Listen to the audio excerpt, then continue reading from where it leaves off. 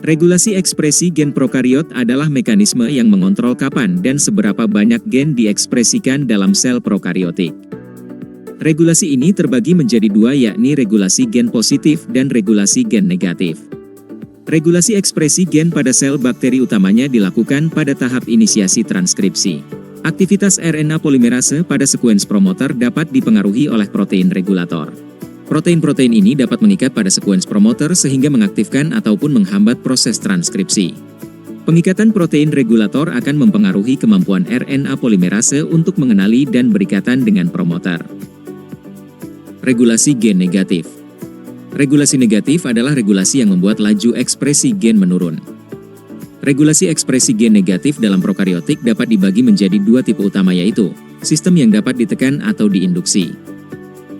Repressible operon.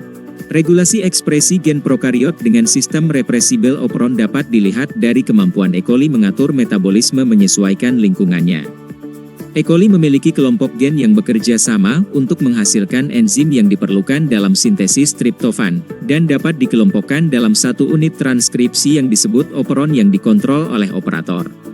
Operon TRP pada E. coli mengatur sintesis enzim biosintesis triptofan secara repressibel. Ketika triptofan kurang, protein represor dalam keadaan tidak aktif, sehingga RNA polimerase dapat bebas berikatan dengan promotor dan memulai transkripsi gen-gen operon. Hal ini memungkinkan sel untuk menghasilkan enzim yang diperlukan untuk sintesis triptofan.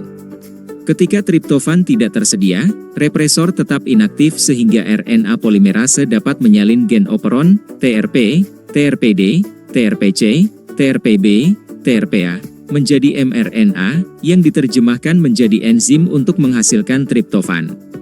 Jika triptofan cukup, triptofan berfungsi sebagai korepresor yang mengaktifkan represor untuk berikatan dengan operator, menghalangi RNA polimerase dan menghentikan transkripsi. Inducible operon. Operon laktosa atau operon lak merupakan operon yang dapat diinduksi oleh alolaktosa. Represor lak dapat aktif dengan sendirinya, maka ia membutuhkan induser untuk menonaktifkan represornya. Operon laktosa adalah unit fungsional DNA pada bakteri E. coli yang terdiri dari beberapa gen yang secara bersamaan dikendalikan oleh satu promotor. Operon laktosa terdiri atas 3 gen struktural utama, yaitu gen LAC-Z yang mengkode enzim beta-galaktosidase, gen LAC-Y yang mengkode permease galaktosida, dan LAC-A yang mengkode transasetilase tiogalaktosida. Operon LAC memiliki satu promotor dan satu operator utama yang mengatur transkripsi gen-gen strukturalnya, sedangkan gen pengkode represor, LAC-I, terletak di luar operon dan memiliki promotornya sendiri. Tanpa laktosa, represor LAC berada dalam bentuk aktifnya, sehingga menghambat RNA polimerase untuk melakukan transkripsi gen struktural operon laktosa. Dengan laktosa, alolaktosa mengikat represor LAC dan mengubah bentuknya sehingga represor tidak dapat menempel lagi pada operator.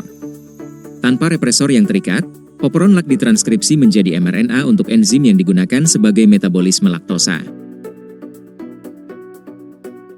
Regulasi gen positif. Regulasi gen positif adalah jenis regulasi gen yang memungkinkan ekspresi gen. Apabila dalam lingkungan tersedia glukosa dan laktosa, E. coli akan memilih glukosa sebagai sumber energi.